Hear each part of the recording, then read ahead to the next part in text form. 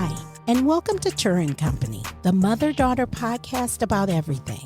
Our mission is to make herstory, a.k.a. history, not by going viral, but by doing something that has never been done before in our family. Whether we have 2 listeners or 2 million listeners, we are bringing you our very best, and hopefully we are learning and growing together in the process. Now let's enter into the Turra and Company experience and create herstory, a.k.a.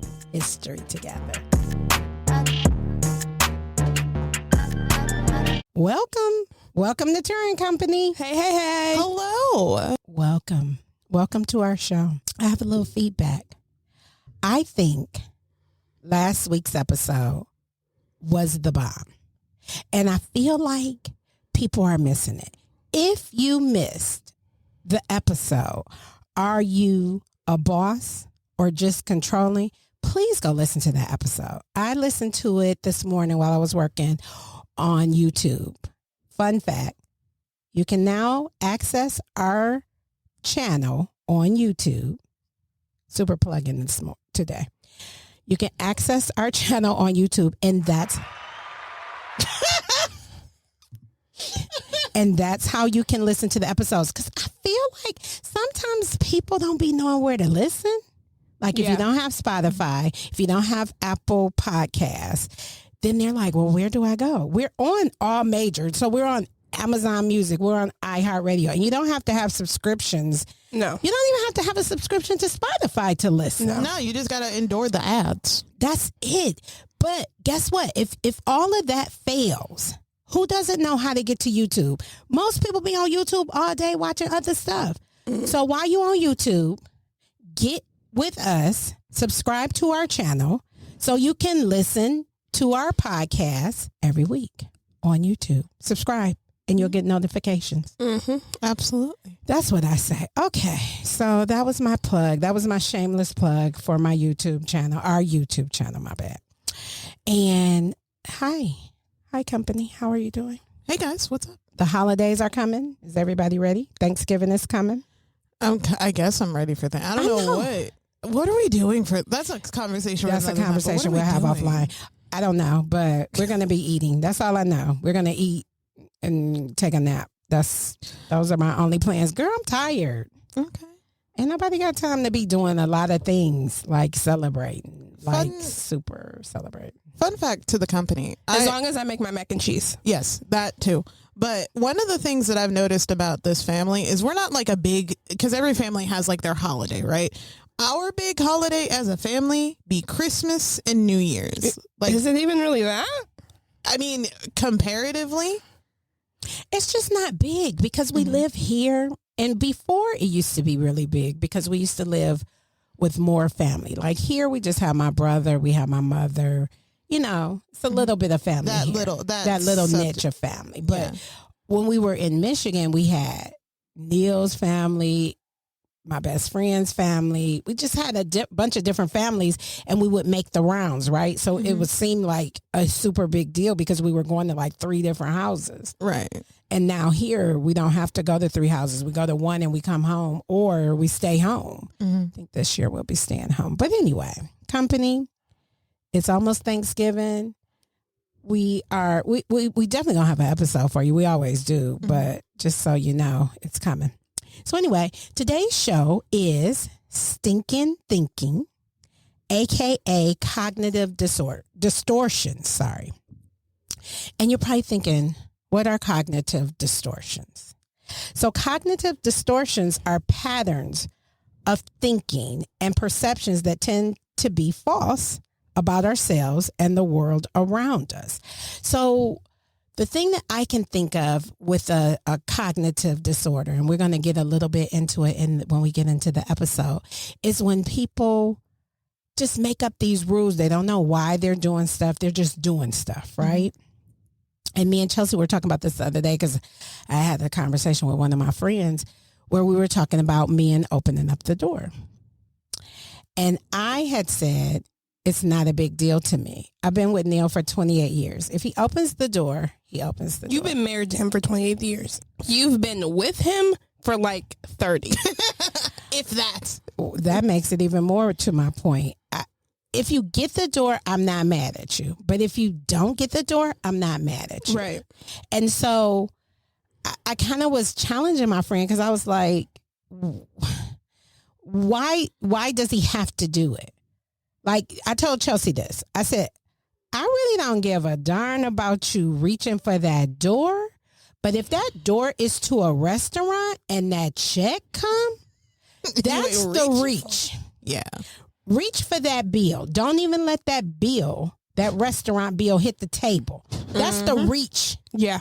That's the open door I want. I'm sorry, I may sound crazy, but that's just my thoughts. Like, I see people always trying to get the door. Oh my gosh, I got to get the door for you. And I'm like, you really don't have to. You really don't. It's so a door. funny. It's a door. It's a door. It's a door. And you know what's funny to me? How we want women's lib all the time, but we don't want women's lib. You know, we pick and choose how we want women's lib, right? And I'm sorry. Pause.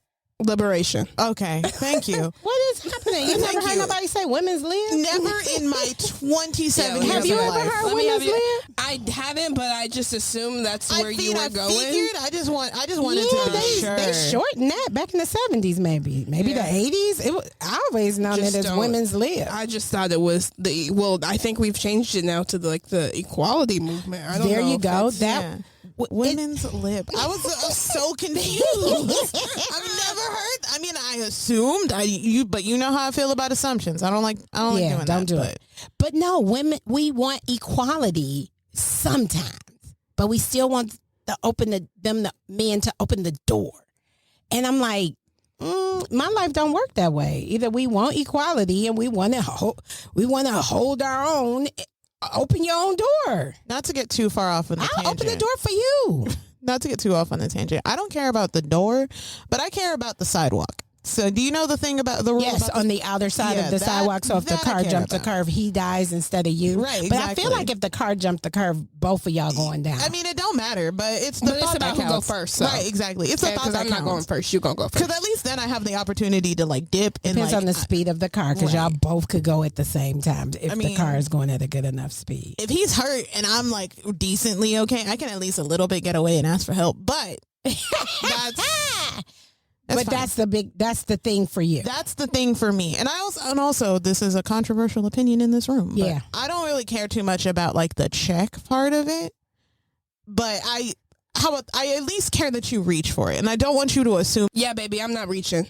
My hands will stay in my pockets. And they should, because if your hand come out the pocket, especially in the early days, they're going to continue to come out your pocket because they're going to be like, oh. That's true. Don't even set the expectation. I'm never paying.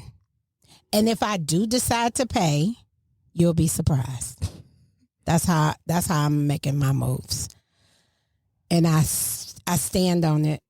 I took a pause because I stand on that. Because whether I was dating Neo of 28, 39, however many years I've been with this dude, or the new guy, because the new guy would know I got a little sassy spice about me. So he gonna know that I'm gonna let him know I'm not doing that. And guess what? If he do that thing where he need me to help him, that's our last date. Because that's not the one for me. Because I know what I want. We got so far off on a tangent. I know, because Stinkin thinking. All right, let's talk about it. So I found this article on this blog. It's called MAD, so Mothers Against Drunk Driving. Shout out to them. MAD Maryland, No More Victims is the blog.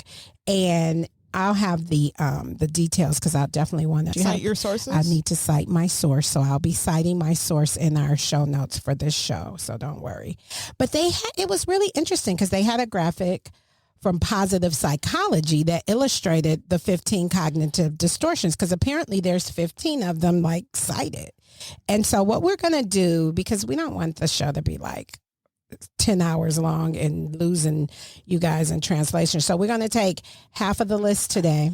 How can we do 7.5? I mean, 7, 8. We're going to do half today, and then we'll do half on the next episode. Because even all of these sound like we're not probably going to cover all of them. something. Yeah, we can, because some of them they're not going to apply, right? That's what I'm thinking, because a lot of them don't apply. So let's get into the first one.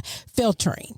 Filtering is when you're focusing on the negative, ignoring the positive. Do we know people like this? Yeah. Oh, 100%. Yeah, because I was going to say, what category does this fall into? I'm very sensitive about when people around me talk bad about themselves. Yeah. Like, so I would think that that's filtering, and they're focusing on the negative, even if it's their negative, instead of the positive. Especially when it comes about like their body. Please don't call yourself a cow around me. Don't call yourself fat around me, because I'm not gonna baby you, and I'm not gonna be like, oh my gosh, no, you're not. Like, or don't say it multiple times, because if you keep saying it like you want a response out of me, in a minute I'm gonna just start agreeing with you. Yeah, because what are you supposed to do? What do you want me to do? You're fishing for compliments at that point, almost. I don't understand what you want me to do. Yeah, I hate when I'm talking to somebody and I'm telling them it might be good news to me, right? Mm-hmm. And they'll be like, you're not getting that. Have you ever encountered that? Like, it's so like deflating. Mm-hmm. And I always wonder if the person, did you know you just said some deflating stuff to me? Mm-hmm. Because I believe in believing for. So when I tell you something, I'm believing for that thing. Mm-hmm. So don't you come canceling it out with your negativity, saying you're not going to do that. First of all, what kind of support is that? Mm-hmm. So check yourselves out here. Stop filtering. Stop focusing on the negative. And some people just have that mindset that they've been conditioned to think negatively. Right. And don't get it twisted, people. Just because there's a difference between focusing on the negative and noticing the negative. There's a very, very big difference, because if you focus on the negative, you basically are like, oh my gosh, this is never going to happen, or I'm this negative thing, blah, blah, blah, blah, blah, blah, blah. But there's a difference between being like, and using Chelsi's example, having an insecurity about your weight or how you fit into clothes, and just being like, I'm such a cow. I'm so fat. Is that an attention getter, you think? Possibly, but, or even, because it doesn't necessarily have to be outward. It can be inward. You can have those thoughts in your head. It's one thing to have those thoughts in your heads, but if you just keep that and keep those blinders on that this negative thing and this negative thought is the truth, that's focusing on the negative. If you think to yourself, oh, I can change this, that's more of a noticing a negative and working towards bettering the negative. Right. So you don't have to necessarily, in order to think that, oh my gosh, I'm thinking about a negative, therefore I'm focusing on it. That's not always the case. You can the people focusing on it. Right. People focusing on it, everything that comes out of their mouth is negative. Exactly. And I just want to distinguish the difference a little bit for our listeners, as they know. But yeah, no, just because you think a negative thing doesn't mean it has to, doesn't have to stay that way. And a lot of people do have that tendency to be like, focusing on negative, and that's why these are cognitive distortions. Mm-hmm. Because if you think about it, it's your brain has been trained to distort. Yeah. Because when you're a kid, you expect everything. There was never a time that you guys asked me for something. You might not have got it, but at the time you asked me for it, you thought you would get it. Mm-hmm. So you asked. And that's the thing. Over time, I think most people start off positive, but life beats you down so bad sometimes that you tend to go negative, and it's safer to not expect anything. Yeah. It's safer. So I just think people get into that. And so that's an easy one to get into. So be careful with that one. Pay attention. All of these things that we're going to bring up today, pay attention, and you have the power to change them. Mm-hmm. Next one, polarized thinking, all or nothing thinking, ignoring complexity. So how do you feel about this one, Mom? Why? Because you think I suffer from this one? No, it's not that I think that you suffer from that one. It's just, I'm just curious how you feel about that one. I am an all or nothing kind of gal. But I don't think that I don't ignore complexity. Yeah, I think that's the key part of it. And I think that's a very important part of the polarization, is that either things can go, oh my gosh, this is going to be amazing, this is awesome, this is fantastic, or oh my gosh, this is absolutely the worst thing that's ever happened. You don't acknowledge that there is that middle ground that can happen with your thinking and with, all of those kinds of things. So the polarizing is extremely important, or at least making that distinction of noticing the complexities. That's a very key part of that to me, definition. Yeah, because for me, when I was looking at this one, all or nothing thinking, because I do have, we always say there's no gray with me. It's either black or white with me.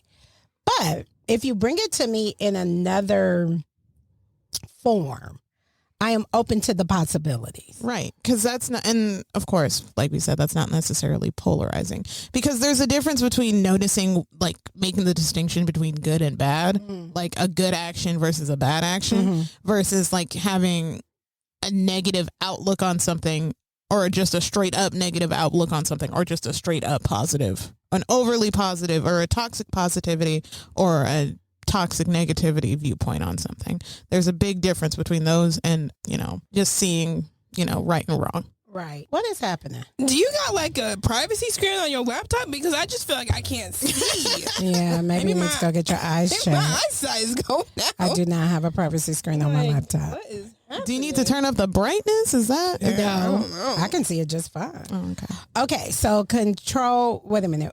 Chelsi just got me off. Okay, polarized thinking. That one, you're good on that one, Chelsi? Yeah, I don't really think I really understand what that means, but so well, saying it's all or nothing. You know how some people just have you ever met a person that they be like, what I said is what I said and ain't nobody gonna change it? Or in most cases, thinking just like what you said, oh, you're not going to get that thing, or oh, there's no chance you're going to get that, or blah, blah, blah, blah, blah. There's no chance. There's just automatically just counting it out because maybe something went wrong. I don't know if that's the one. There is one like that. I don't know if this is that one, Ariel, because this one is like, the way I see this one is all or nothing thinking. So I'm thinking that it's like, I know all of this and it's not going to, you can't penetrate me with that.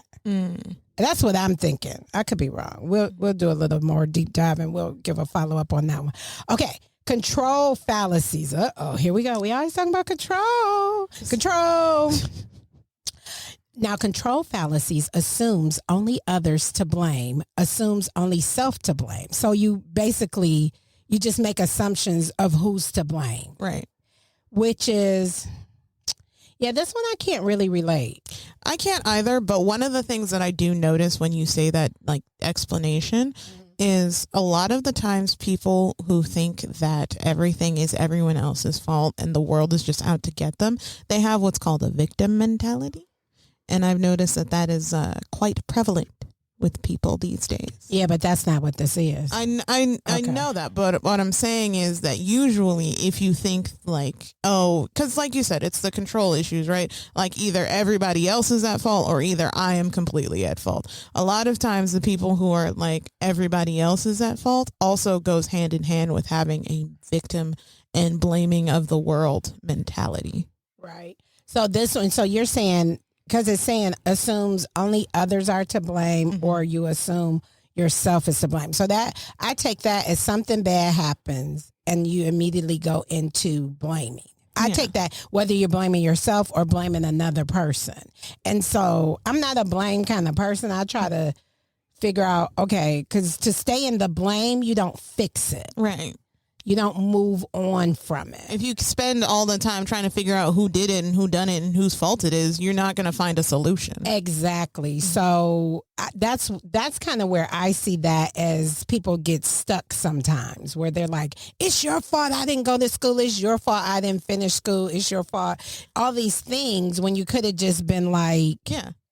And I'm saying, I'm agreeing with you. And I'm saying Absolutely. that goes hand in hand with victim mentalities. yeah. So, And it probably does, yeah. I just didn't want to throw people off and make them think that that's what that this they're the was. same. No, they're not the same thing. It's just they're cousins. They're cousins. Yes, let's Okay. go with that. Fallacy of fairness. So this one says assumes life should be fair. Now, how many people? Let me tell y'all something. If you want to grind my gears, be in my presence, and tell me something isn't fair. Because the immediate response I'm going to have to you is, who told you life was fair? Because everybody knows. Life ain't fair. Life ain't fair. And especially when you're expecting somebody else to do something for you. That I can't expect you to do something for me. And then when you don't do it, say, that's not fair. Other people don't owe you nothing except for basic human decency. Nobody owes you nothing. Really. The only person you can control, again, is your controllables. There we go again. That's the only thing that can be controlled. So stop trying. I feel like that is a form of control. This is just me, but I know I'm on to something here because people try to use that. Be like, so if I asked you to do something and then you came back to me and be like, oh, I didn't get around to it.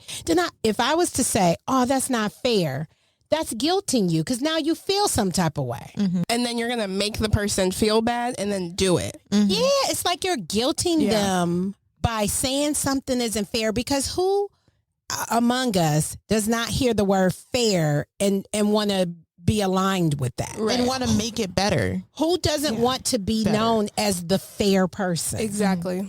Right? Nobody wants to be known as that. So immediately when that person, if they're talking to other people, because if you tell me something ain't fair, I'll be like, who told you life is fair? And I'm going to walk on about my business. That's just how I roll. But there are people out there that you could say that to and you'll kind of guilt them. So watch that fallacy of fairness. It's a little sneaky one. Because it's a little manipulation that you don't know that you're manipulating people with, but you kind of are.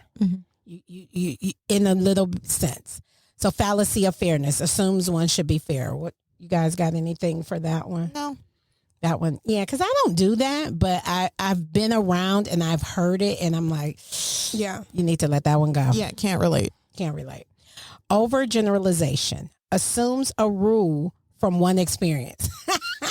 So you go somewhere and this is the way I'm seeing this. You go somewhere and somebody doesn't do something that you thought they should have done. And you've made up a rule about it. Just either it could be even from your parents. You know, your parents could have been like, this is a thing and you should do it like this. Nobody else on the planet might, but you and your mother and your family might do this thing. Yeah, probably because it had some sort of negative outcome if you didn't do it the last time. Right. Something that like secretly traumatized you, traumatized being the operative word here. Something that like affected you, like either whether it be positive or negative. It's like, we have to do it this way because it worked out great this one time. And so therefore it's always didn't work out. Right. So now we have to do it this way because priorities and rules are and now we just made a rule out of it, and then you're expecting, so it goes a little deeper sometimes because now you've made this rule.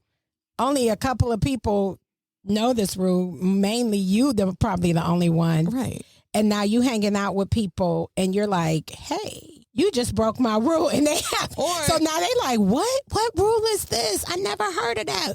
What could this be? Like, don't trust a snake walking past you because it'll bite you in your ankle. Like something stupid like that. Oh, I'm like, what? I thought you were seriously. No. I was like, what? I was looking at Chelsi like, what is happening right here? First of all, what snake is walking? When did snakes get feet to walk? Because I thought they slithered. So when you was like, the snake walking bad, blah, blah, blah, I'm like. Right, like, okay, and at that point, back to my example, you've made this generalization about snakes. Like, oh, don't let, but that's more, my example is more of like a superstition type thing. But the point of the generalization of, oh, this is how this happened one time. This is how this is always going to happen in the future moving down the line. Therefore, I have this rule in my head now. So that's the track I was trying to get people on. So listen to this. This is a thing for me, and I thought it was a rule for everybody. But when I go places, like if you're with me and you're standing next to me, this is etiquette to me. If somebody walks up to us that I know, immediately I'm going to introduce you. I mean, that's pretty polite if you ask me. But you will be surprised. Not everybody does it. Baby, let me tell you. Baby, people just have you hanging right there. You'd be like, what's happening right now? I'm standing here. Hey, what about me? For me, I try to do it immediately before the conversation. Be like, oh my gosh, let me stop you right there. This is so-and-so. Like, this is my friend, blah, blah, blah. Because then you get too far into the conversation. Then, like, you as the person who you don't know who this other person is, you're just standing there like. Awkwardly. Exactly. Because I feel like when you do that, that invites the person to speak to you as well. Right. Because if you really pay attention, if you're ever in that situation, you're standing there. If the person doesn't introduce you, the person will continue to talk to that person that they know. But if the person introduces you, what I found is they talk to both of you because they've been introduced. So people, if you out here bringing people together and not introducing them, I need y'all to cut it out. I've been on the right opposite now. end of that, though. The one person, so like, let's say you have the two. I've been the one before, and I make a point to be like, oh, hi. And then before I start a conversation, introduce myself to the other person because I've been the not introduced. That's party. what we are. But have exactly. been. That's what we're talking about. I know. So what I'm usually do, if I'm the one person, I'll make a point to be like, oh, hi to the person that I know. And then I'll be like turning to the person I don't know and introduce myself. But then you kind of look a little, sometimes you can look a little like, I'm just leery about it. Here's the rule that I've made. Here's you hearing it live and in person. The rule that I've made is if I'm with you and that somebody walks up to you that you know, you should be introducing me. That's the rule. I shouldn't have to make the introduction. So I don't know if that's an official rule, but that's my rule. And I'm not saying it always happens, but if you with me, if you rolling with me, you getting introduced. It never even not occurs to me. Yeah. If I go somewhere, this is my daughter Chelsi, this is my daughter Ariel. How you doing? Ariel, Chelsi, this is blah, blah, blah. Right. And then we continue on with the conversation. Come on, Because it's so simple to get in there. Oh my gosh. Hi, how are you? Oh, this is so like it's so easy to just get it in there quick. really quick. And sometimes I feel like, here we go. I go to Stinkin Thinkin because I have this. That's why I wanted to do this show. I go, am I not important enough for you to introduce me? That's the first thing I think. Like, am I not important? Why didn't you introduce me? Yeah. What made you not introduce me? Right, yeah. It hurts my feelings. Now, does it hurt everybody's feeling? Probably not. Company, let us know. If you've gone somewhere with somebody and you're standing there and they didn't introduce, it happens with my husband. It happens with a lot of people in my life. My husband does it, but Neil, to his defense, Neil always says he doesn't introduce me because he can't remember names. So he doesn't want to get himself caught up and say, this is my wife, Turra. This is blah, blah, blah. But I said Neil. So we worked out a little thing. I say, Neil, you just go ahead and say, hey, this is my wife, Turra. And then as soon as you finish saying my name, then I'm going to be like, what's your name? And then that way, that lets you off the hook. But we still going to do something. We ain't just going to let me stand there. That's a hot button with me. That's a hot topic. All right. So that one, that's called overgeneralization. And that's a weird topic to give that, a name to give that. Well, because I think you're taking it with your example of your rule of introducing. I think you're focusing on the rule part of it. But from the overgeneralization, I hear I have this rule because this thing happened because because that's where the stinking thinking comes in, is that you think that in order to that you have to follow this rule in order to get a certain outcome, because you've instead of allowing for different situations to happen, you're just thinking, oh, this one time, this one thing happened. In order to prevent this bad thing or this thing from happening, I have this rule in place. Gotcha. That's where the stinking thinking part comes in. Okay. Thank you for explaining that one, because it wasn't matching. It wasn't matching. That math wasn't mathing? Yeah. That's why I'm the... Okay, next one. Emotional reasoning. I feel it, therefore it must be true. I just stuck my hand up because that is me. I am an emotional reasoner. Wouldn't y'all say? I'm surprised y'all not attacking the mic. I agree. Because I do feel stuff. If I feel like, we talked about it before, if I feel like something is happening, it's true. Like, if I go somewhere and I'm feeling some type of way, that had to be what it was. I'll admit, I do have those moments sometimes, but one of the things that I've recently realized about myself is I don't think that way in the beginning. Because let's say something happens. Let's say somebody says something crazy to me, like, or in my direction about me, or says some slick stuff. In the moment, my brain is like, they're not talking about me. And then I'll just move on with my day. Yes. In the moment, I'm like, they're not talking about me. They're always talking about me in my brain. That's why I'm telling you, this one right here is going to help me, because I am an emotional reasoner. Yeah. And for me, I'm just like, that's whatever. And then I'll be rethinking it and I'll keep thinking about it. And then I'll be like, were they talking about me? And then I'll think about it even more. And then I'll be like, yeah, they were talking about me. Let me think of some slick stuff to say back next time they try to cut up. But that's beside the point. In the moment, I don't be thinking that anybody is giving me a second glance or a second thought or trying to. All eyes on me. I be like, what? I be feeling like Holy Spirit activated. Not Holy Spirit activate. I believe that the Holy Spirit was trying to tell me what they was doing. So I runs with it. And sometimes I will, what's the words? What y'all usually give me my words. Confront. There you go. Sometimes I will confront the person. It just depends. It depends on the situation. I find a crafty way to be like, I felt like you was, and blah, ...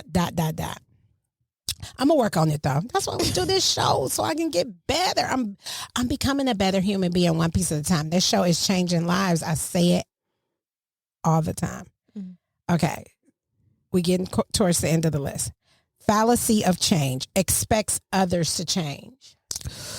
I think I used to have this kind of mentality, but now, how? Heart been broke so many times, I just don't know what to believe. Wait a minute. So you would meet somebody that was showing you A, but you would want to try to change them to B? Right. That is, yeah. Chelsi's main thing is she thinks she can fix people. Fix you. Let me fix you. Yeah, stop being Dr. Love because it ain't going to get you what you want. Yeah, so. When people meet you, this is the thing. If you meet a guy or a girl and they showing you some out cold behavior like day one, that mean they is 3 times out cold. Because if they was bold enough to show you some out cold, just in your face behavior right away, it's like that saying, you ain't seen nothing yet, baby. Right. It can only get worse. It can only get worse. So this is what I always say. If you meet the guy, he perfect. He ain't perfect. But at least you like, okay, I can work with this. But if you meet somebody that's out cold, that'll be your first and last date. Don't be afraid, people. Don't be afraid to have a first and last date. It's okay. We're gonna make that. Let's mainstream that. First and last dates. It's okay to have them. It's okay because I think people think I had this date with this guy or girl. They didn't meet my expectations, but even still, I'm going to still go on with them. I think on the flip side of the coin for this one, this is also assuming that people aren't capable of change. And by that, I mean, there's a difference between, like, let's say you meet somebody, right? And they start out crazy, right? Yes. Let's assume that, for whatever reason you work with them or they're in your friend group or something like that. Something where you have to continuously interact with them. Okay. Another part of stinking thinking to me is thinking that person is not capable of being better. Or thinking that a situation cannot get better. And I think that is a very bad hole that I think people can get into, because I think that also leads to those generalizations or that generalized thinking of thinking that, oh, this person is like this now, they're always going to be like that. Granted, you should be okay with, wrap your head around the possibility of them not changing. But I think there's a difference between that and just being like, oh, they're never going to change. This is always going to be a bad situation. Whatever. Do people change? They can. I think people change the outers, and I'm not talking about outwardly looking. Yeah. But the core stuff, they don't change. Yeah, that wild barracuda in me, it has settled down. Right. But it ain't changed. Exactly. I'm still wild. I mean, that's still a change. Just because it's still there. Right. But that is still a change. Yeah, it did go down a little bit. I smushed it down a little bit. But yeah. But I guess that goes to say too, what is change? Because like how you just said, see, when I'm thinking of change, I'm thinking all the way around. I'm thinking 180? 180. But you are saying even if I change 90 degrees, that's still a change. That's still a change. See, I don't think about that, Chelsi. When you is trying to change people, do you care how much change you get? No, not necessarily. I'm one of those people. I take what I can get. See that, and that's another toxic trait of mine. It is. It 100% is. But I'm saying all of that to say, Ariel, always be chopping you up. I'm gonna need you to put the scissors away. I'm just so settle sorry. down. I'm so sorry. Because I need you to settle down, Ariel. Because the thing is, that's why I'm asking her, how much change are you trying to change them? Are you trying to change them all the way? Like, I feel like, are you saying that they're showing you just some wild stuff that you don't want to deal with, but you think you can change it? Yeah. Okay. And see, that's different to me. That one you should be running away from. You should absolutely be running away Absolutely. Okay. This one is a good one. The shoulds. Who told you it should be anything? Do you run into people that be like, it should be this way? It should be that way. Okay, so the shoulds. This holds tight to personal rules of behavior, judges self and others if rules broken. So here's my thing about shoulds. And this might be a controversial opinion, but I don't care. I think shoulds It's our show. You can say whatever you want. I think shoulds are only acceptable if you're going to take the next step and make it that way the next time. If you have the power to make it the way you think it should be so that it's like that for the next time, go right ahead. You should have the should. But if you're just saying it should be that way just to complain or just to say, oh, I think it should be this. No. Okay, but what about, let's talk about, because you be talking about work. You talking about like I'm work. not. I'm talking You about relationship? I'm talking about in general, in life, in relationships. Well, let me tell you this. Don't come to me talking about I should be cooking. Because who made that rule? Right. Where'd you get that from? Don't do it. We talked about this last episode. Right. Those are the should be's that, let me say this. You can make all the should be's for yourself. That's when we're saying the same thing, because Yes. that is what I'm saying, yes. But don't be making those should be's for me. Right, exactly. And that's what people generally do, right? Unfortunately, yes. A lot of people, just like to use your relationship or your cooking example, you should be cooking. Well, unless you can give me a reason or make a change in my life to make that should happen, don't talk to me about it. But how can you make a should? So this is why I'm questioning what you're saying. You meet somebody, you get married, and they say you should be cooking. So let's say the reason why, let's dive a little bit deeper into that. Let's say I'm married, right? Let's say the reason I'm not cooking right now is because I work all day, I'm tired, and I don't want to cook. Okay. Let's say I don't, if the thing for me personally that is keeping me from cooking is being tired from working all day. If you tell me I don't got to work all day and you tell me that I can't, that, you know, you'll have more time or you'll have more energy to cook, sure, I can change that. I can do that. But if you're, like I said, only bring up the shoulds if you have a way to change the variables to make it happen the next time. But see, this is the thing. The thing about this should, let's read it again. You hold tight to your personal rules of behavior. Yeah. So you done made up a rule that I should be cooking. And then you judge self and others if the rules are broken. So not only did you make up a rule for me, then you like, oh, that's not fair, or you not a good wife, or you not a good husband because you didn't do this or that. That, to me, I can see that should... I get what you're saying, but this should, I can see how this is a cognitive distortion because you're not allowing any other thing. You're allowing the rule that you made to just turn you into a bear. Yeah. And you're not doing anything. To me, you're not doing anything about it. And I don't think that person that's suffering from the shoulds is going to have your leniency. I don't think they're going to see it as, oh, you're tired. Well, let you not work, or let me, take you off of that, take you out of that situation. I don't see that person doing that. Because that would now make it not a cognitive distortion. I know. I agree. Yeah. I agree. My point is just how to combat that thinking. Right. Absolutely. For the person who suffers from the shoulds. Right.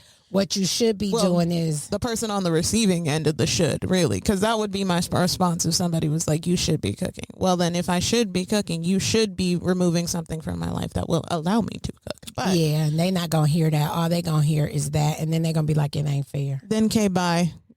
Right. That's what I'm saying. Yeah. Uh-huh. That's what I'm saying. These things, if you don't get them in check, they will ruin relationships. 100%. Because you will be a barracuda to deal with. Because ain't nobody got time for your crazy stinking thinking. Like, if I've met people like this where you just saying regular stuff and they mind taking it somewhere else. They taking it over here.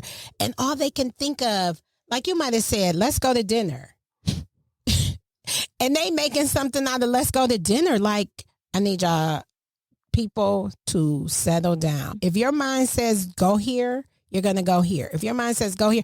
Like, there's times when I've woke up in the morning and I'm just feeling like today's not going to be a good day.